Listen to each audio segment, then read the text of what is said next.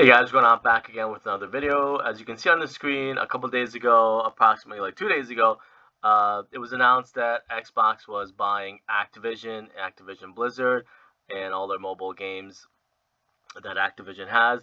I know it happened a couple days ago, so I was waiting to upload this. I had a couple personal stuff going on. And then, like I mentioned before, even with the zombies community and Call of Duty community, I like seeing people's reactions to stuff that they maybe had no clue was coming at all, how they react to it, and kind of like stuff that happens in even America, stuff that happens.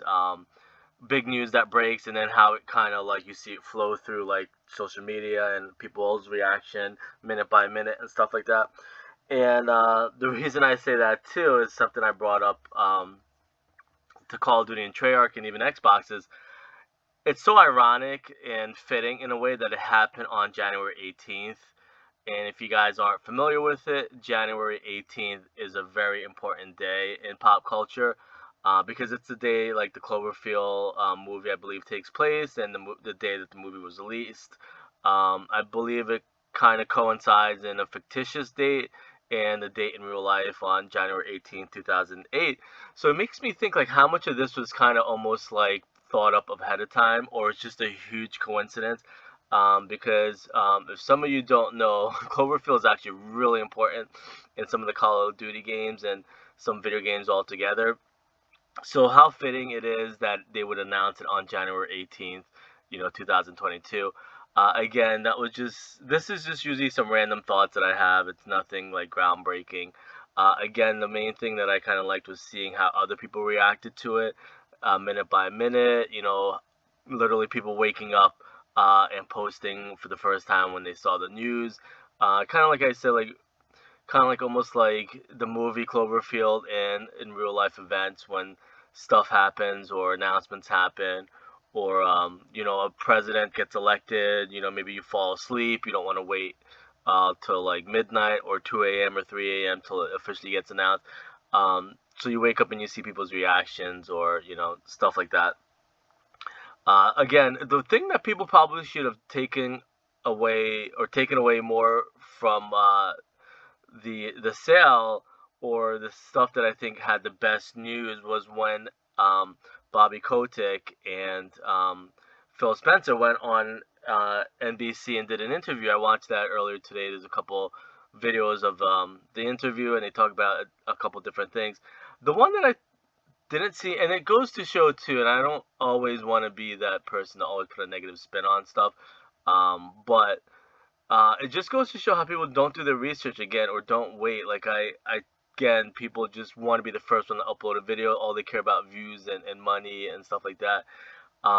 But people probably should have spoken about that interview more than anything. I've seen a couple people make videos about the interview, but they were talking about Phil Spencer and Bobby Kotick were talking about the metaverse.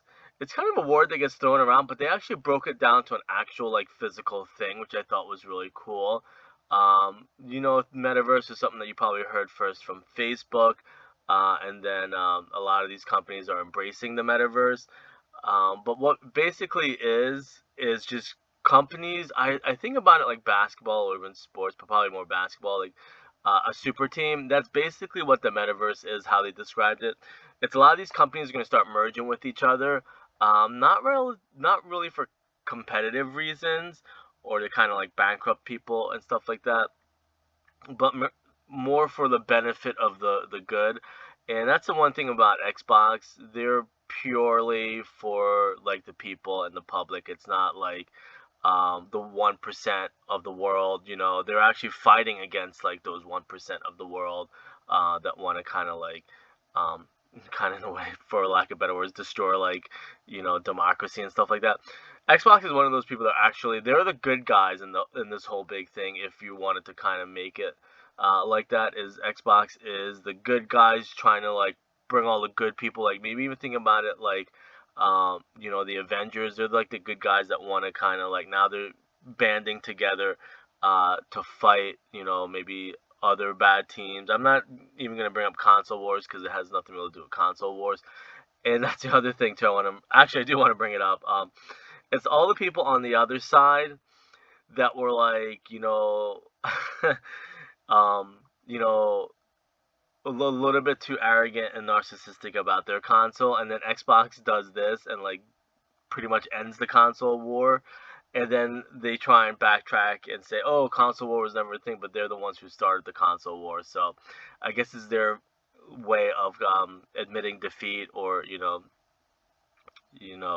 just kind of saying that like Xbox won this. I don't know if it's gonna end, but like Xbox won this round, or they won the war altogether, or they kind of almost quit or whatever, or um, you know, I guess that's the best way to describe it, because it's so funny. People are like bashing Xbox and saying Xbox the worst console, Xbox the worst at this, and their console is the best console, whatever console you want to kind of say, but like people were always bashing Xbox, then they do this and like, no, I was never bashing Xbox. That I thought was like a really funny thing to see unfold. And like I said, just to sit back for 2 days and watch everything unfold, how people react to stuff, and how people are now backtracking. They're like, yeah, I'm team Xbox, Xbox all the way, Xbox is the best. But then like 2 months ago, they were bashing Xbox. I guess they're trying to get on Xbox's good side to get maybe some endorsements or some interviews or some stuff like that. That I thought was another cool thing that I saw the last 2 days. But it's actually really good news. Um, the only thing about the, I don't want to say merger because it's not a merger. The only good thing about Xbox buying Activision, in my opinion, is crossovers and potential Fortnite crossovers, like real Fortnite crossovers. Because I know like Call of Duty was always hinted in Fortnite to kind of get like some real crossovers, and that's the thing too. It's like Bobby Kotick was getting paid $30 million a year. That's $30 million, hopefully freed up, that could go somewhere else and towards stuff, building new studios, hiring new help, hiring new QA testers, um, doing more crossovers or merchandising and stuff like that. Because Xbox is great; they make great games, but that was pretty much it. The Call of Duty store never really took off. I think that ended. You really just sold console games, and you sold, add-ons in the game, and you sold microtransactions. But as far as like building Call of Duty and Activision to where it should be, like what Xbox does, I think that should help them the most, because Xbox does a lot of movie crossovers and stuff like that. You never see Call of Duty in movies, or referenced in movies. You don't see too many Activision stuff in movies. So that's something that I really wish that I do see in the future, is like more Call of Duty in the mainstream, more mainstream, like movies, Fortnite, maybe even Minecraft, maybe some like cartoons, Netflix shows or something like that. Maybe even like a Disney crossover or show. I know they had a couple movie things in Fortnite. I mean, in Warzone the last few years, so that was cool. But they do need more stuff like that, or COD Mobile is really good. I think COD Mobile, to get, hopefully get some recognition that it deserves. COD Mobile is kind of like a couple of years ahead of its time, compared to the consoles and stuff like that. So it's actually a really big deal. And just in case, I'm just going to fill you in on the details. It sold for about $70 million, and it's supposed to finally close on the 23rd. And as far as like that MSN or MDC interview, um, they have to go through a couple of things in court to make sure it gets approved. They probably gotta do a couple of little favors to get it approved, maybe. It's actually helped Activision stocks amazingly, which I guess in 2023 Activision stocks are not going to exist anymore. I believe how that works. But don't quote me on that. I think in a few years Activision obviously is not going to exist anymore. All their stocks, I guess, are going to get like if you, I'm assuming if you own like 1,000 Activision shares, it's gonna get turned into 1,000 Microsoft shares. But I'm not 100% sure how that's gonna work exactly. Or you're just gonna get paid out. I think you might actually just get paid out, I believe. I think there's like two. No, I think that would be. I think transitioning it to Microsoft would cost too much money. I think you're just gonna get paid out what Activision's worth at the time, if I'm not mistaken, or people are just gonna cash out now. Maybe if it doesn't go, I can't remember 100%. I think you would just get paid out because the company closed, so to speak, or got bought. I don't think you'll get because Activision. I mean, because Microsoft stocks I think are like $300 a share, where Activision's only like $80 a share, I think. So I don't see it going bumping all the way up to 300. I think you're just gonna get cashed out. How many shares you have and how much it's worth at the time. So that's pretty much it. Oh, as far as like maybe the only thing which I think is bittersweet is a lot of content creators are gonna get kind of like maybe hopefully thankfully kind of like closed out because Xbox has their own fair share of content creators that they use. And since it's owned by Xbox, I don't think they're gonna kind of branch out too much and then it use.